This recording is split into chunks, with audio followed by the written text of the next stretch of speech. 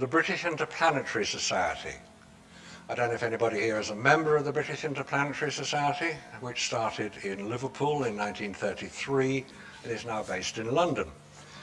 It had some very famous people as members. Arthur C. Clarke was a leading light for many years. Patrick Moore was a leading light. And it's now in its 80th year, and they deal with space travel, as you would imagine. And they'd heard about all these anomalies that we were talking about.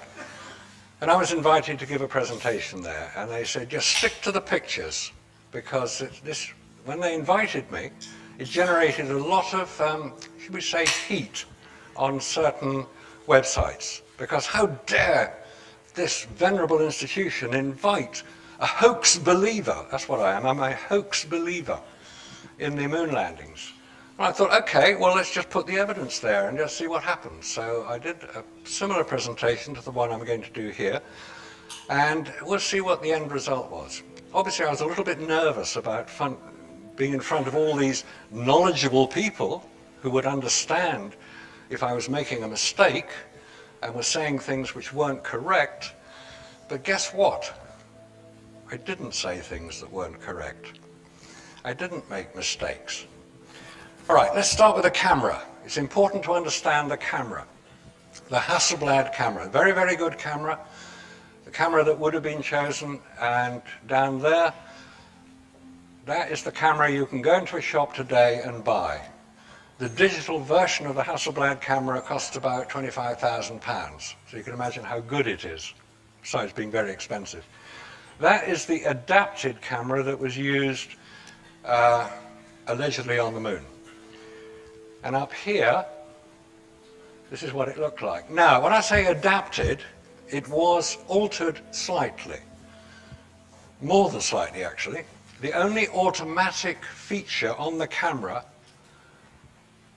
was the batteries that wound the film forward. You press the button, the film automatically winds forward. Most people are familiar with that as a camera.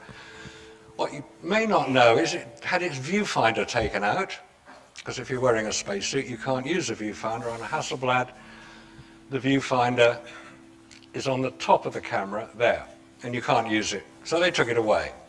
So you've got to use this camera with no viewfinder. The shutter is this button here. And guess what? From a spacesuit, you can't actually see the shutter. There it is. So they put a pistol grip on it, which you can't see in a spacesuit either.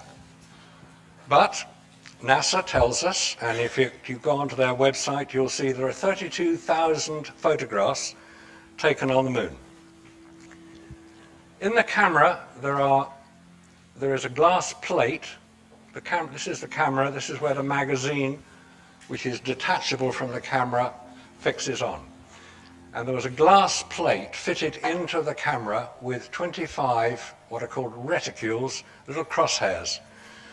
It was very technical about why they had to put it in, but in fact what it does is identify every photograph that was taken allegedly on the lunar surface.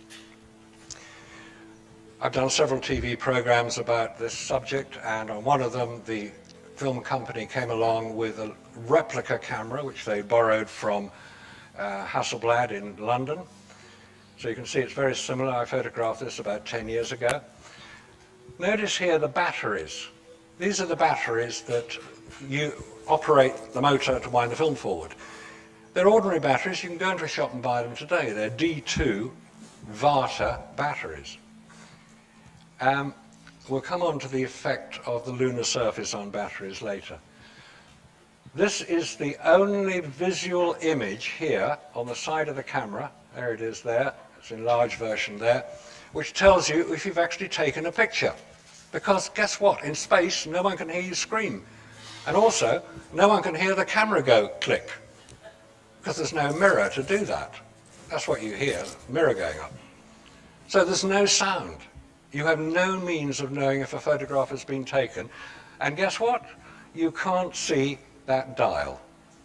Okay, let's get to the moon. On the way to the moon, we have this iconic, there's a lot of iconic photographs here, iconic because nobody's ever taken them again. This is the moon, we're told, and this is the Earth, we're told, pale blue dot. What's wrong with that picture? Okay, bit of mathematics needed here. You're orbiting the moon, and if you do, you'll be about 60 miles above the surface. Otherwise you crash into the moon, or you fly off into space. You've got to be about 60 miles up. Now if you're 60 miles above the lunar surface, how far away is the horizon? The answer is 250 miles. A bit of trigonometry will give you that answer. So if you're 250 miles away, and we're told that the highest mountain on the moon is about 3 miles above the lunar surface, how can you see it? It's far too far away. It's like standing here in Harrogate and seeing the Eiffel Tower in Paris, 250 odd miles away. Well, maybe a bit more. It's 250 miles from where I live, get up here. But 250 miles away, you wouldn't see the horizon in that detail. Now, when they were practicing to do the whole Apollo stuff, and by the way, there's a point about this. In 1958, America set up NASA, the National Aeronautics and Space Administration, October 1958, in direct response to the launch of Sputnik earlier that year, early in 1957, by Russia, or the Soviet Union as it was then. NASA then instituted the Mercury program, that's one man in a capsule orbiting the Earth. They developed that into the Gemini program, two-man capsule. They then went to Apollo, and then they moved on from there to Skylab, orbiting Earth, to the Space Shuttle, and to the International Space Station. All of those have something in common with one exception, and the exception is Apollo. Every other mission, Mercury, Gemini, Skylab, Shuttle, Space Station, are in low Earth orbit. Apollo isn't. Apollo is the only major space program that's questioned because of where it went, allegedly. All right, let's carry on and see what they told us about it. This is Apollo 11. This is Buzz Aldrin exiting the lunar lander, known as the Eagle, photographed by Neil Armstrong. And here he is, coming out backwards through his hatch. If you go to the Science Museum in London, you can see the Apollo 10 lunar lander. It's on display in the Science Museum along with a piece of moon rock, which you know is moon rock, by the way, because it says on the label, moon rock. There's no question about that, is there? Somebody had the bright idea of measuring the size of this doorway. It's 32 inches square. Then they went along and measured a spacesuit and found it was 32 inches deep. So he's got a bit of a tight squeeze coming out, but he obviously did it. This is the circular argument that's used quite often because, well, we've got the photographs on the moon, therefore they must have got there. No, that doesn't add up. Anyway, out he comes, feet first, can't see where he's going. He's going to walk down this ladder. Okay, so down he comes.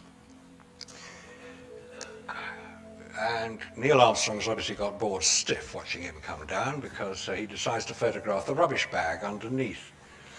He had to photograph various aspects of the Apollo craft because they wanted to make sure that the rocket exhaust here hadn't been damaged when it landed and everything was in order, which is fair enough. That's what you'd expect to happen. Don't forget, Buzz Aldrin is still trying to get down the ladder and Neil Armstrong's not helping him. And then they photographed one of the pads to make sure it wasn't damaged. And one little point here, there's obviously a lot of dust was blown up by the exhaust as it came down onto the lunar surface. This rocket that lowered it onto the lunar surface is about the same power as a Harrier jump jet, and when that lands it blows everything everywhere. But on the moon there's no atmosphere, so it can't blow anything anywhere, can it? No, well, it didn't blow anything anywhere because there is no dust showing in any of the landers pads here. Funny that. Oh well, back to Neil and Buzz, and here he comes down the ladder. Think about this picture for a minute. You're going, allegedly, to a place you've never been to before, in an atmosphere that doesn't exist, wearing a spacesuit which is heavy and cumbersome. You can't see where your feet are. Would you really kick your left foot out like that when your right foot is not even on the ladder? I don't think so.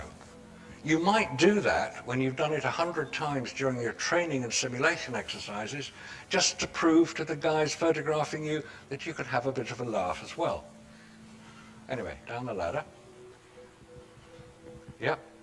Beautiful pictures, aren't they, by the way? Absolutely wonderful. Well lit, well focused, well framed. No viewfinder. Don't forget, no viewfinder. Bit further down, yeah, he's about to get off the ladder, or is he about to get up the ladder? It's hard to tell. Now, in the time I've been speaking, since we looked at the first photograph, is the time it took him to do it. 3 minutes. So in 3 minutes, Neil Armstrong, who was operating the camera, could focus on different distances, top of the ladder, bottom of the ladder, underneath the spacecraft. He could set different exposures in shadow, in bright sunlight. He could do all this without cutting Buzz's head off, without getting the camera off center. He could do all that in 3 minutes without doing a second shot of any of it. That is what does not make sense. Now, we'll look at those 8 photographs in sequence there. Those are the pictures. If you go onto the NASA website, those are the reference numbers for each of those 8 photographs. They were taken in sequence in 3 minutes. According... No, they were taken on Kodak Ektachrome transparency material, which cannot be altered in the process. It's transparency material. Now, if you're used to digital cameras, this may all sound a bit old-fashioned and very 20th century, but this is what they used. They used transparency material. Once you develop it, that's it. You can't change it. You can take prints off it, which is what they've done, and you can change those prints, but it will start to show up. Just to go back to the first photograph again, it's not often been identified that there was a flag on the moon or before they got out, reflected in the triangular window of the lunar lander. I don't know if it's real or not, because they hadn't put the flag up at this point. They were both together to do the flag. Moving on then to dear Buzz coming down the ladder. His foot is not on the rung. There is a highlight of light on the heel. He's sticking his left foot out. The soles of his feet are very well illuminated. Where's that light coming from? Ah, I know, some bright spark will say. It's reflecting off the lunar surface. Really? That's not the way light works. The lunar surface directly behind him is in shadow, as we'll see later. It's reflecting off Neil Armstrong. He's wearing a white spacesuit. No, not big enough. A highlight of light produced like that is produced by a point source of light, i.e. an electronic flash. Simple. It's what they used during the training exercises, when they would then debrief everybody. It's what you do in a training exercise. You film it, you photograph it, and then you all sit down and say, oh, you got that right. Well, that was very good. You don't want to do that again. You fall over. That's debriefing. Nothing secret about any of that happening. Okay. Where did this light come from? Where did these highlights come from? You can see how much dark area there is. This is overexposed, yes, but not seriously overexposed. Kodak Ektachrome film, which I've actually used professionally, is a very good film, but it has a very low tolerance for exposure latitude. You've got to get the exposure right or you're in serious trouble. You've got to then photograph it again. A normal professional practice is what's called bracketing. You set what you think is the correct exposure with your exposure meter, which they didn't have on the moon, and you take a photograph slightly overexposed or slightly underexposed and hope that you'll get it absolutely spot on. And then, to be doubly sure, you take lots and lots and lots of pictures of the same subject to make sure you've got the composition right and the focus right, because film is the cheapest thing you're going to have on the moon. But they didn't do any of that. There was no bracketing. There was no additional photographs. It's as if they didn't care. One small step, one footprint on the moon. Iconic photograph. How did they take it? How did they take that photograph on the moon? The camera was here. Right, the camera was on chest, mounted on the chest. A Hasselblad camera has, the nearest you can focus it is about 3 feet.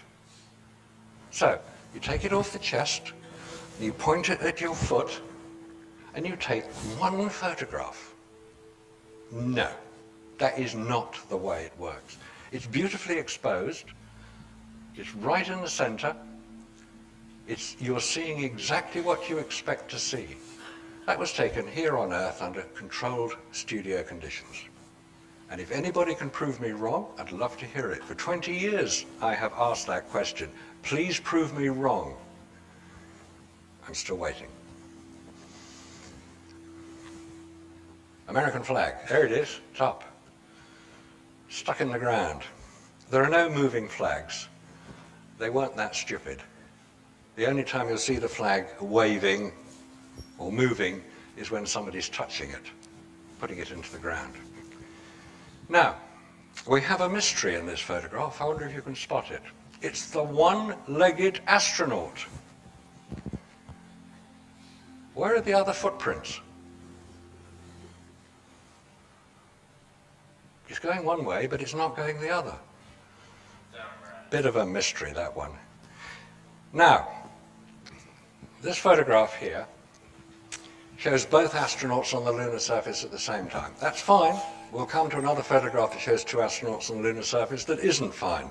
This was taken from what's called the data acquisition camera, mounted in the spacecraft, that was filmed at 1 frame per second the whole time they're on the lunar surface. And what they're doing is putting the flag up. Okay, they put the flag up,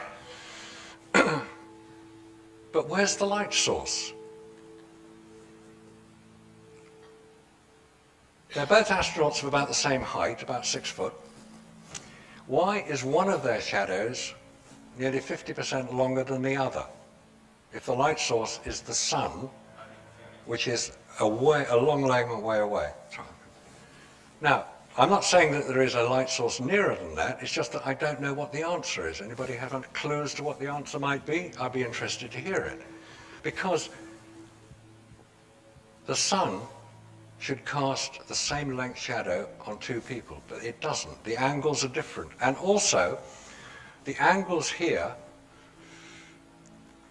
it's 25 degrees and 35 degrees.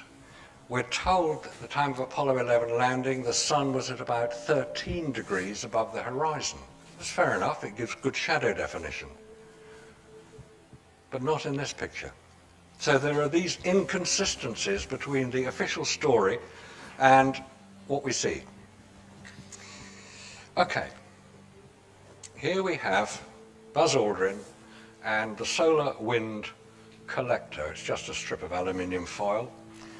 And how come it's so beautifully illuminated on the back and there is a shadow off the pole? Buzz Aldrin isn't standing close enough to do that. And what are all these things here? This is likely to be lens flare. That's the shape of a Hasselblad shutter.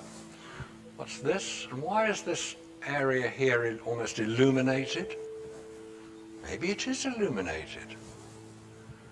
But there's no explanation for that. How far away would you say the horizon is on the moon? We're in a flat part of the moon, the Sea of Tranquility, which is where they allegedly landed. How far away is the horizon on the moon? And the answer is about 2 miles, just slightly less than 2 miles. Do the trigonometry, it's a circular body, you're standing 5 foot above the surface, 5, 6 foot, how far can... Does that look 2 miles away? And there's quite a lot of fall off of light. We'll not get into too much detail on the fall off of light. But we will look at this iconic photograph. It's the only one that was ever taken, beautifully framed. He almost got his head cut off, but not quite. How far away is the horizon? Is it really 2 miles away? He's standing in a pool of light. That's what it appears to be. The shadow is what you expect it to be, but how come you can see every detail in his spacesuit which is in shadow? On the moon, it's very bright light or it's very dark. Shadows get very dark. You can see the top of his helmet. It's all filled in, technical expression, filled in. You fill light in because the human eye can see much more contrast than a camera, not a digital camera. That photographs things completely differently to film camera. A film needs additional, that's why film cameras have flash guns on them to give the additional light. This, you notice he's not wearing a camera, by the way. They only had one camera on the lunar surface for Apollo 11. They had two in the spacecraft, but they only used one. And it's called Magazine 40. There's 121 images on that. You can go and check them on the NASA website. You'll see every photograph that they took.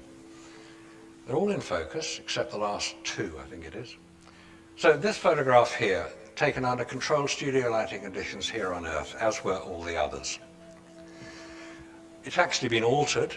This is the official image with just on the top of the head, and this is the image you're more likely to have seen with a nice bit of black at the top so it balances the photograph out.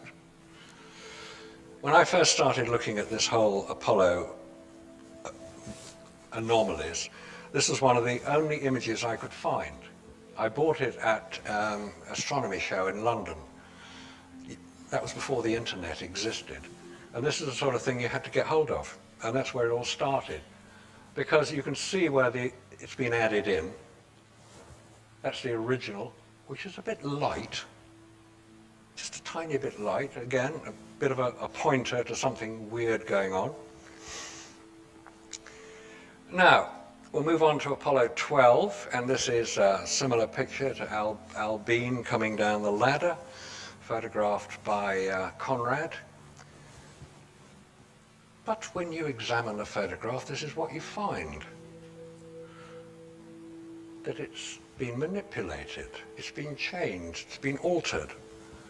Not very well. Maybe they thought nobody would ever bother to do a high contrast comparison. But what's all this? It's as if somebody has tried to black it out. All right, still on Apollo 12. We have another sequence of 8 photographs, again taken in sequence. Photographing the genome. This is the little thing they put on the ground that gave an indication as to the color rendition. And they take another one there. Oh, look, astronaut, take a picture of him.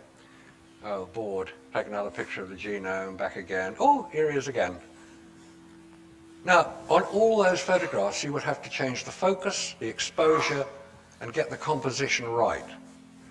They've done it brilliantly, absolutely brilliantly.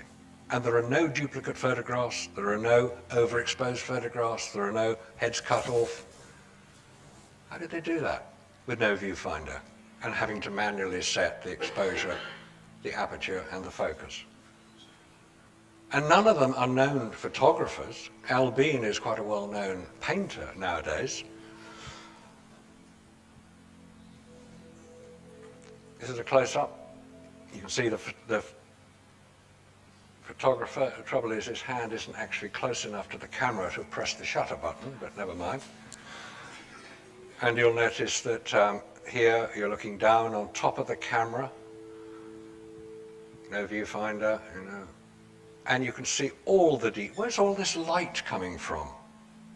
Light doesn't just appear, it has to be directed. So if that astronaut standing there on level ground in front of him is taking the picture, how come this camera is pointing at the ground? It's what? Yeah, maybe. Anyway,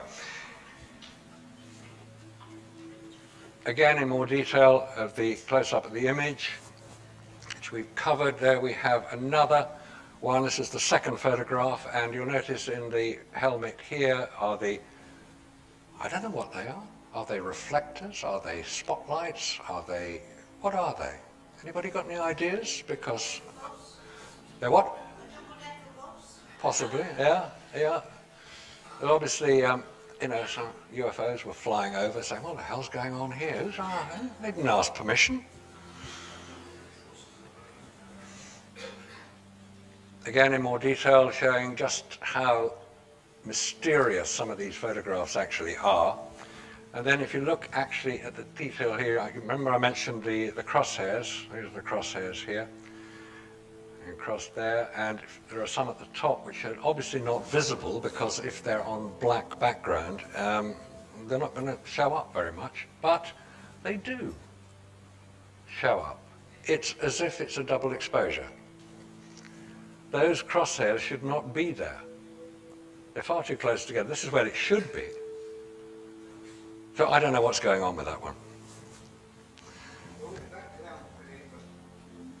Yeah, any more than I know what's going on with this one. Weird. This is Apollo 12, this is Surveyor 3, the unmanned craft that landed on the moon. It just demonstrates it's quite possible to land unmanned craft on the moon, and we'll come back to why that's relevant later. This is one of the great mysterious photographs of all time. Photographs don't work like this. Right, this is Apollo 14, Antares. That's the sun there. This is the lunar surface, allegedly, and this is the shadow cast by the spacecraft. So where's all the light coming from that is illuminating the shadow side of the spacecraft? If there's nothing on the moon to reflect sufficient light,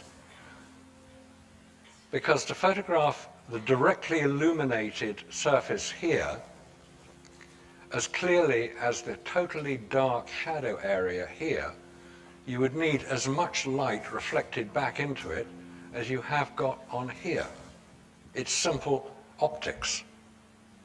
There's nothing simple there. That is a fake. And just looking in detail at these crosshairs, it's as if there are two images coming on here.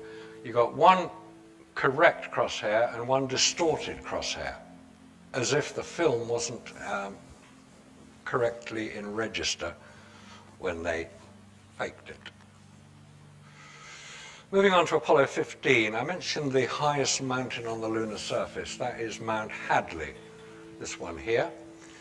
This is Mount Hadley Delta, hence the strange symbol, which is just a little bit shorter. It's 13,500 feet high. No, it doesn't sound very high. It's above the lunar surface, and I don't know what point it was measured, but let's say it was measured above here. If you get the US Geological Survey maps, which you can find on the internet as well, they give you all the various heights. Okay, so let's say it's about 6,000 feet above the surface here. This mountain here is about 6,000 feet above that. And this is what it looks like from ground level. This is Apollo 15, and there we have the lander and the rover and Irwin, and this is Mount Hadley Delta in the background. Okay, it's about 7 miles away. Go back to here, this distance here is about 7 miles. I mention that because it's relevant to what we're going to see next. Notice also the variation in the lunar surface here compared to the variation, the rather bland version that we've got here. And the very clearly defined line between the two. And also note how beautifully the American flag is illuminated in dark shadow. Again, they're very good at illuminating things in dark shadow with no additional light source. Just as a point of comparison, Mount Everest, haven't been up it, a bit cold, but Mount Everest here, Mount Everest Base Camp here is about 7 miles distance, the same as in that previous photograph of Apollo 15. It's also about the same height, Mount Everest, 29,000 feet, Everest Base Camp at 19,000 feet, similar height above the viewpoint. Does it look like it? This should be a similar photograph. It looks like Snowdon's little sister, that one. It's tiny. This is what it should look like, and reasonable. Now here we have a bit of a mystery. This is Apollo 15. These are consecutive photographs. Note the numbers.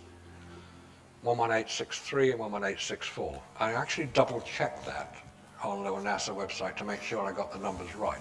So, Scott here, Dave Scott, photographed by Irwin. Here's Irwin. Scott has got a camera on here, Irwin hasn't. How did Irwin take the photograph of Scott? There's only one camera. Did he put it on the ground?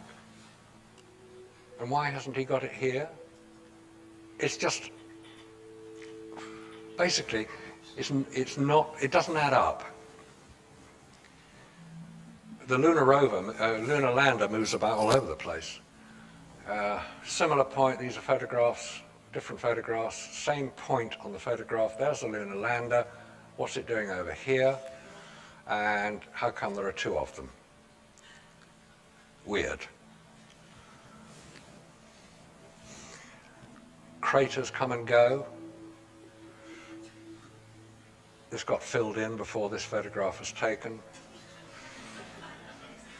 Obviously the set builders were pretty busy. And no, I'm not going to get involved in the sea rock. Anybody know what the sea rock is? It's a rock with a big letter C on it, which appears in Apollo 16 photographs. Now, where was the lunar rover? Lunar rover here, little trucks about the size of a Ford Escort, maybe a little bit smaller, made by Boeing, but it couldn't fly. You could drive around. It cost about £5 million each, and they just drove it for a day and left it there.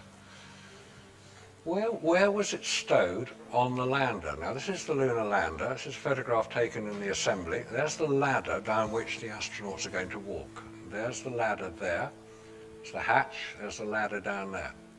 That's the port side, so called because that is when you're looking out of it, which they do. They look out through the windows up on there. The port is on your left, starboard's on your right.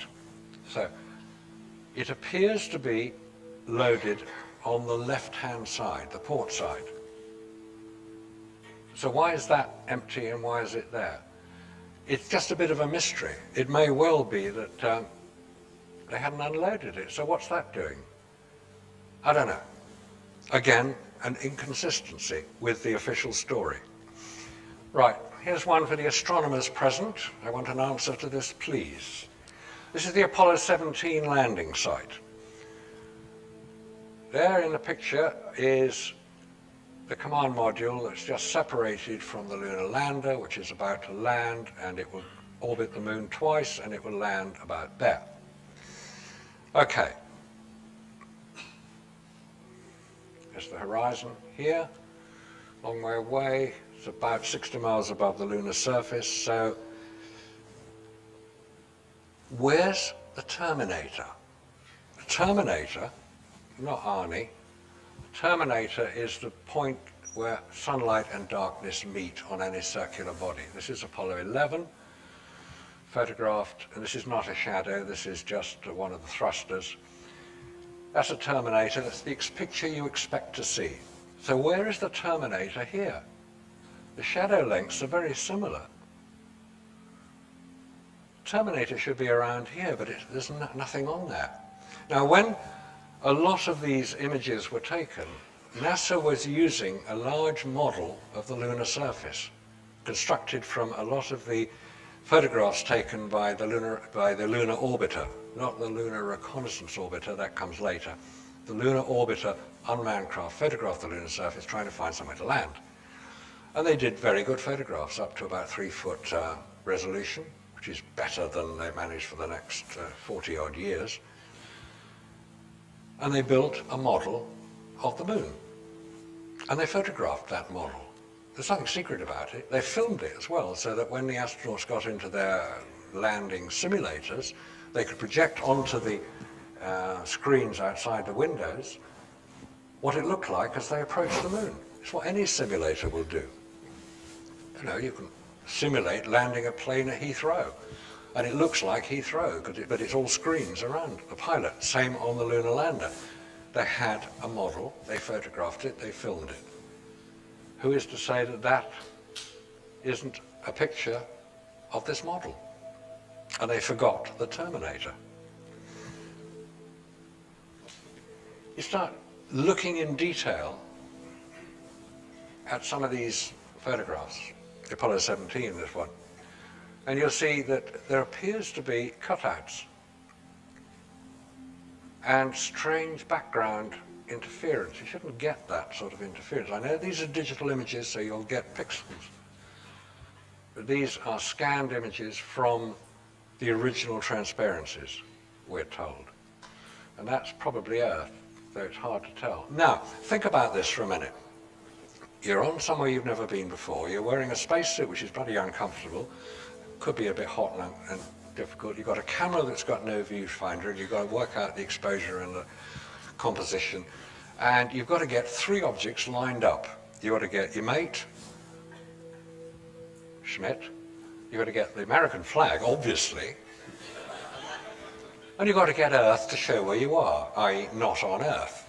And you've got to get them lined up exactly right. Now, I'll tell you what, I've tried to recreate that photograph.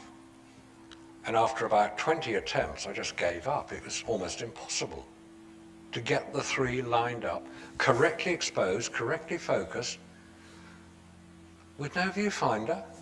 Come on, guys, don't mess us about. We're intelligent enough to be able to work these things out. It's the only photograph taken. There was no other image taken in case the first one was wrong. How did they know they'd lined the moon up? They've got a viewfinder. Apollo 17. The valley here is about 5-6 miles across. That is a fault on the image. It's not anything special. Now, in that picture is the lunar lander. Where is it? It is there.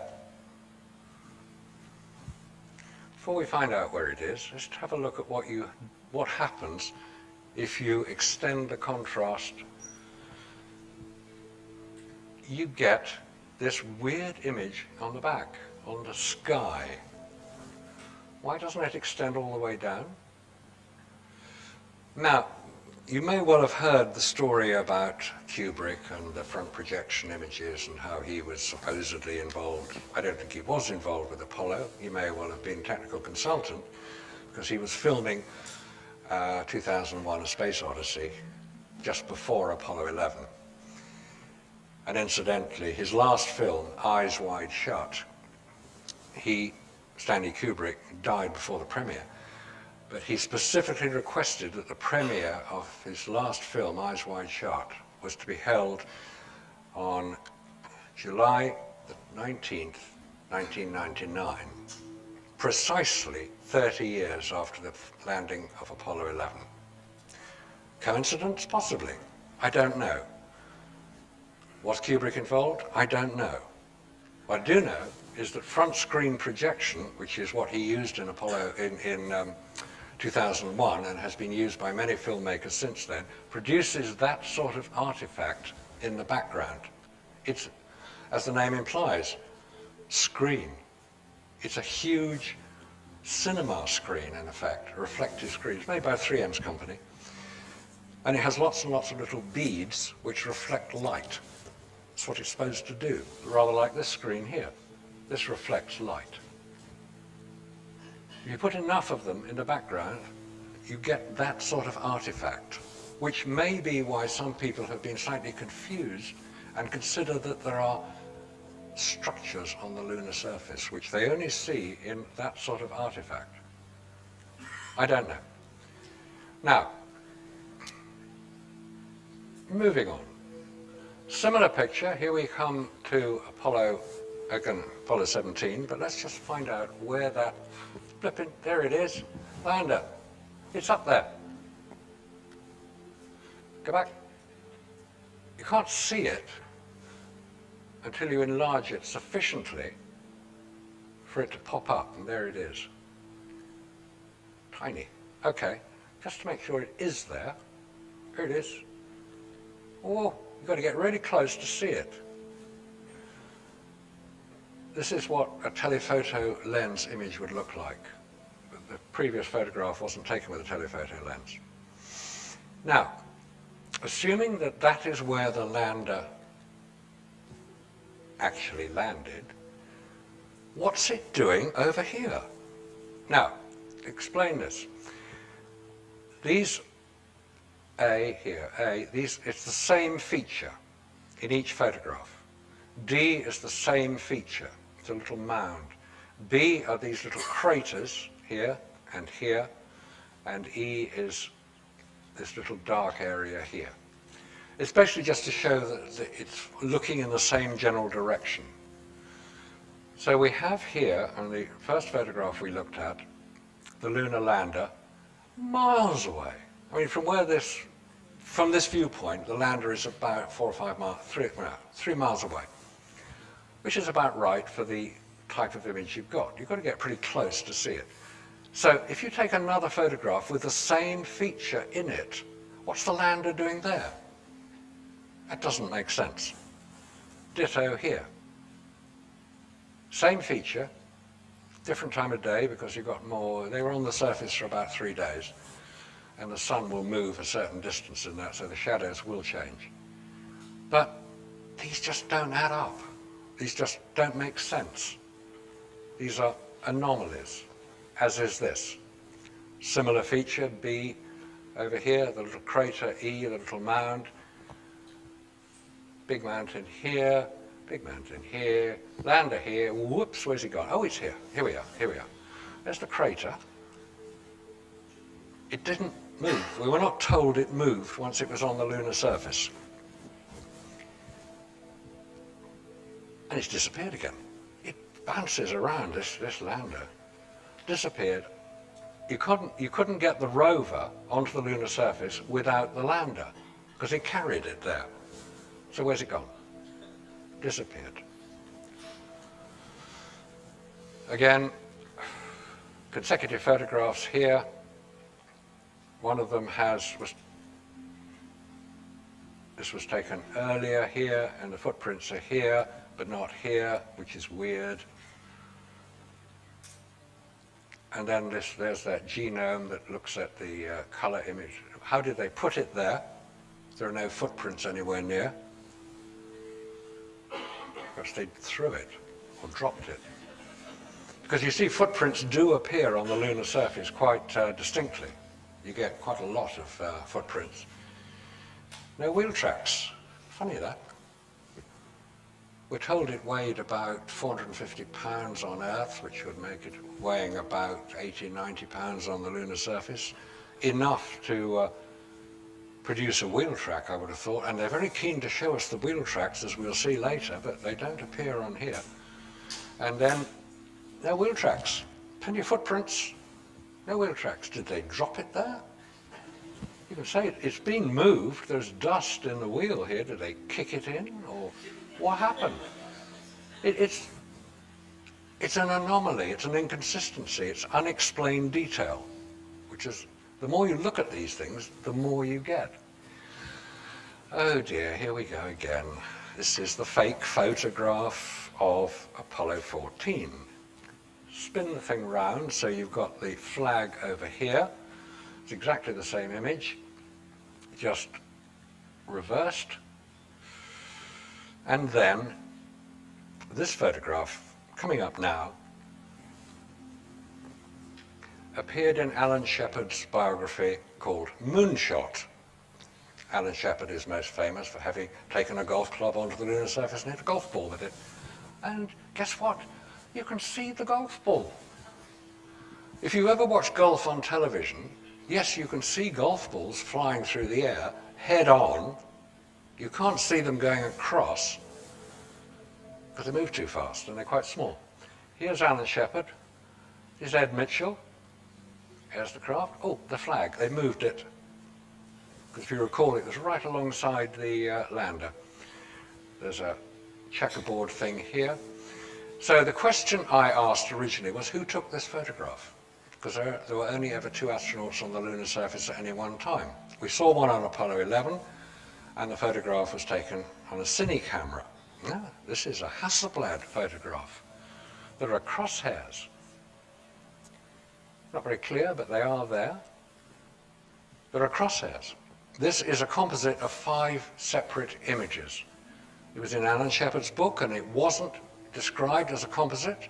This photograph, blown up to about that size, was on display at the Kennedy Space Center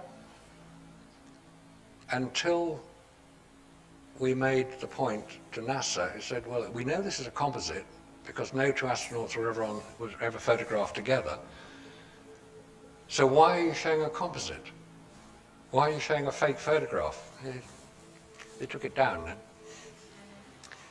But they wouldn't admit that it was a fake. They did say that they got, there was one image here, another image was here, the spacecraft was a 3rd image, the flag was a separate image, and these were all painted on. Sorry? Coming to that, there's the video image. Notice the flag is different, but it's a similar composition. That's where they got the idea from, obviously, but they didn't get it right.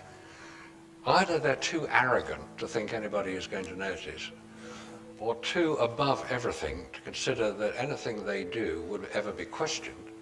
And even if it is questioned, as NASA said in response to David Percy's questions, quite legitimate questions when filmed on Sky Television, his response to many of the questions was, we don't have enough time for this claptrap. That's where NASA's coming from. Well, if you're a National Academy of Space Actors, I suppose you probably wouldn't. And then the moon rock, of course, don't forget the moon rock, because that proves we went to the moon, doesn't it?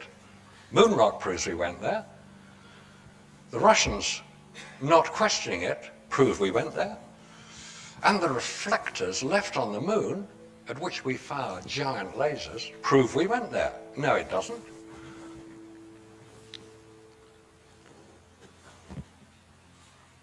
The Rijksmuseum thought it was a big joke and kept it. It's a piece of petrified wood.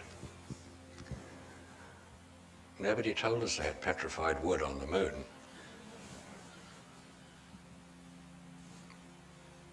If you saw this original, would you believe that this would commemorate the visit of 3 astronauts on their world tour to the Netherlands, presenting the Dutch government with a piece of moon rock? Yes, you would.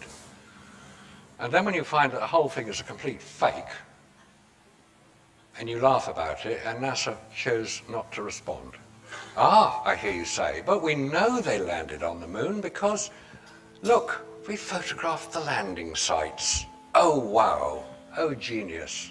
Oh, this is so good. God, I'm pleased. I can forget it all now and go home and shut up and do something more interesting. No. They still haven't stopped faking things. It's Apollo 12. Remember we saw the Surveyor 3 here? If I sound a little sarcastic and a little bit cynical, it's because I am. I make no excuse for it. The Intrepid, that's the lander. These are the various craters that they named for various reasons, and you can see very, very, very faintly boot marks or because they didn't have a lunar rover at this stage. They only had themselves, so they walked everywhere. But you can see these. Okay, boot marks. Now, I don't know if anybody is familiar with a guy in Australia called Jarrah White, who produces under the name of Moonfaker, so you can guess where he's coming from. Very, very interesting videos looking at a lot of the evidence. He's taken up the mantle of Ralph Renee and Bill Casing and working on proving that NASA basically lied to us a lot of the time. And he's had a look at a lot of these lunar reconnaissance orbiter photographs and can demonstrate fairly conclusively that many of them are faked and manipulated. He's actually a filmmaker himself, so he knows what to look for in digital images. These are digital images. This isn't. This is one of the very first photographs taken by, oh no, hang on, we've gone too far, back again. This is Copernicus crater in the center of the moon. And it's what you expect to see. It was taken on by the lunar orbiter. Very confusing. Lunar orbiter. And it shows the Copernicus crater, which to me looks more like an open cast coal mine than an impact crater. We're told it's an impact crater by alleged astronomers who appear to know what they're talking about. I don't think they do. This is not an impact crater. Impact craters are completely different. There are impact craters on the moon. We've got a couple here on Earth. The most famous is Meteor Crater in Arizona. It's saucer-shaped. You get a body traveling very fast, impacting a solid object like the Earth. It makes an impact crater, which is, the diameter is 8 times the depth. That's 60 miles wide and 3 miles deep. It's not an impact crater, it's got a flat floor. It is more likely to be an electrical discharge crater. We'll not get into the detail of thunderbolts and electrical discharges which are recorded throughout history, but that is more what it looks like. Now, what distance is that? Sorry? What distance would that last picture be at? What distance above the surface? Yeah. 30 miles. 30 miles. Yeah. So if the lander was in that picture, where we see it? You'll probably be able to see it, but not very clearly. Because The ones that have shown us that? not necessarily, because they weren't trying to show a close-up. Right, this is the one unexplained photograph that's never ever been photographed again. Vitello crater, bottom left-hand corner of the moon, taken by Lunar Orbiter 5. If you just Google rolling rocks on the moon, this is what you'll get. It's a tiny detail of a much larger image, but it shows quite distinctly a track and another track here with an object at the end of the track. Apparently this object is about 75 foot across. This is about 25 foot across. I don't know what they are. I know what I think they look like, but let's call them rocks for the moment. When NASA were asked to explain this photograph, they said, they are rocks dislodged by moonquakes. Right. That was that's the official explanation, which just shows where NASA's coming from, basically, never a straight answer. So why didn't it dislodge these rocks? And these ones, and these ones, and there's lots of rocks. And how come this one rolled up out of a crater about 800 foot across the lunar surface, and this one about 1,200 foot across the lunar surface? And if you examine the photograph in more detail in slightly other areas, there are another 3 rocks leaving similar tracks. Vitello crater. It's never been rephotographed. Whatever you think it is, I don't know what the answer is, but I think it would justify further investigation. Okay, I think we've seen enough for the moment. Let's just have a look at pale blue planet. or the blue marble. Now, whenever you see a photograph of the Earth, this is the photograph you normally see.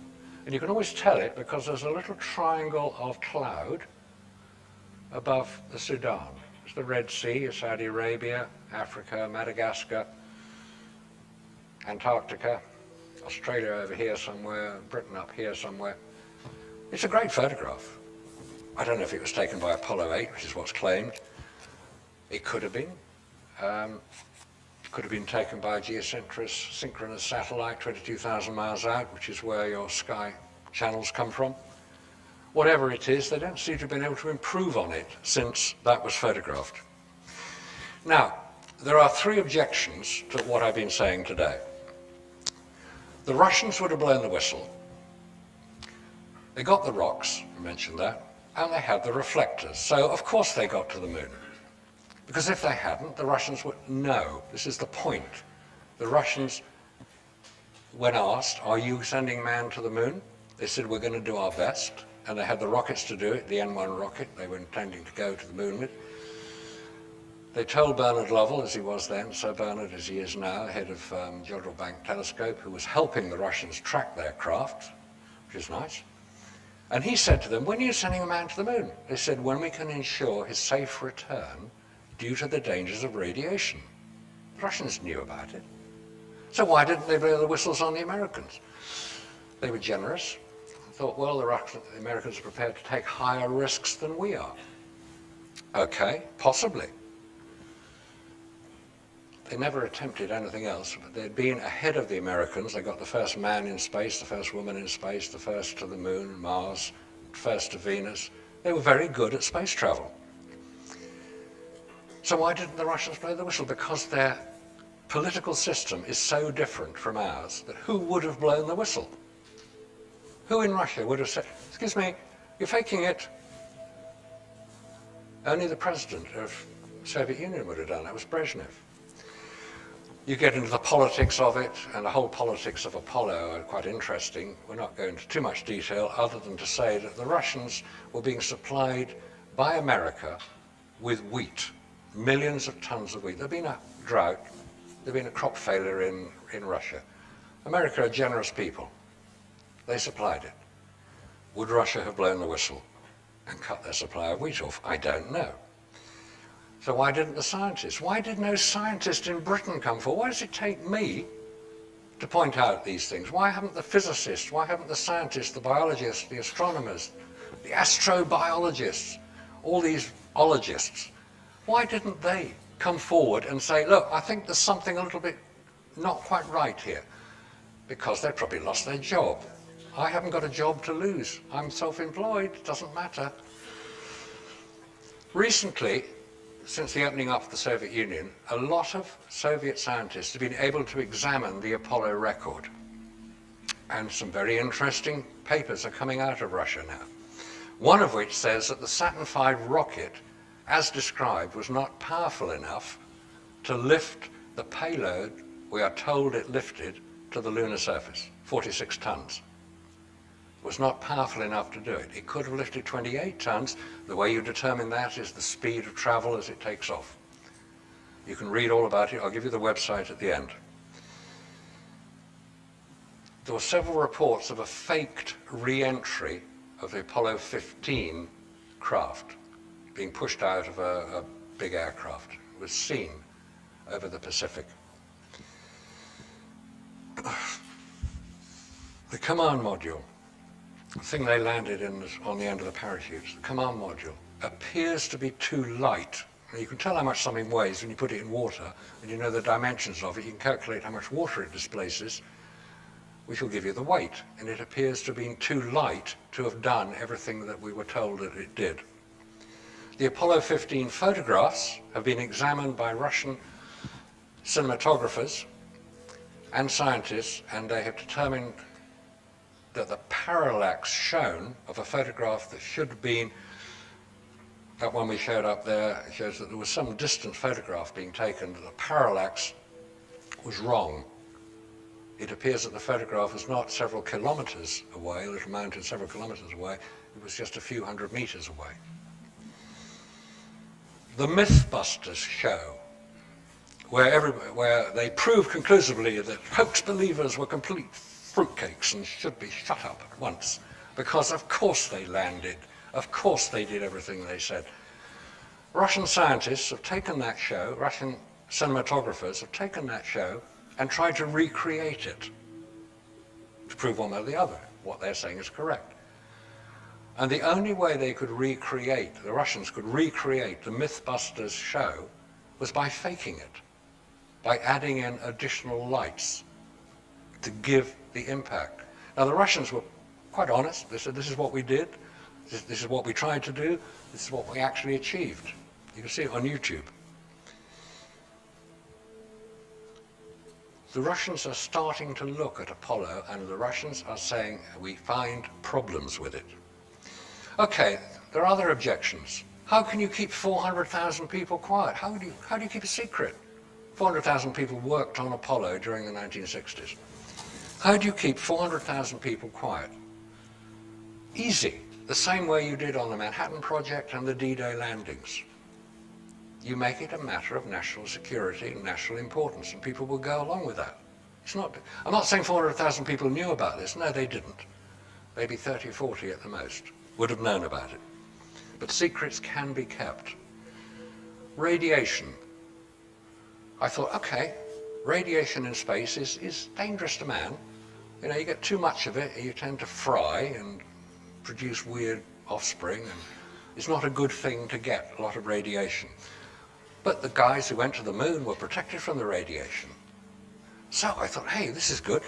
So I wrote to NASA and said, you know, these spacesuits you made for the astronauts that went into space and protected them from the radiation, could they be used to go into Chernobyl and 3 Mile Island and clear up the radiation? No, they said.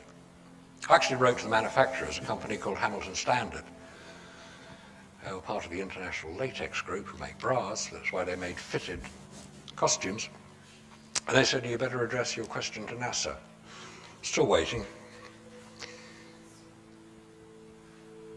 Temperature in space on the moon, minus 150 degrees centigrade, which is about twice as cold as anywhere here on Earth. The coldest temperature on Earth is about minus 80 in Siberia and in Antarctica. Very cold indeed.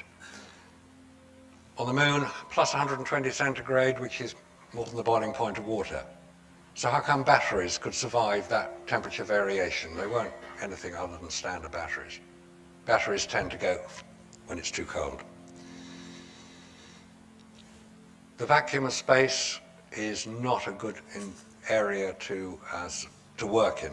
So you've got to take your own atmosphere with you. So you have a spacesuit to keep your blood from boiling. You've got to be pressurized.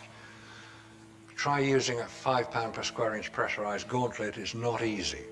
I know people who've attempted it. So how come nobody's blown the whistle on all this? Well, they have. A lot of people have. We sell a book on an Nexus stand called Dark Moon by David Percy, who's done a lot of research into this, 8 years of research. His father-in-law worked for NASA and said, look, just look at the Apollo record. And along with David, I have to agree with his conclusion that the Apollo record is seriously flawed. If you find that you agree with this, fine. If you don't agree with me, come and explain why. But in the meantime, I would thank you very much indeed for your attention. And that is the website I'd recommend looking at, ourlist.com and nasa.gov.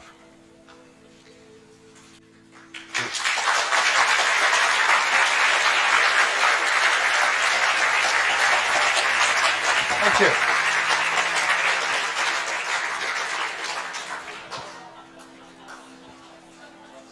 I'm at astronaut 4 on this one. Thank you very much.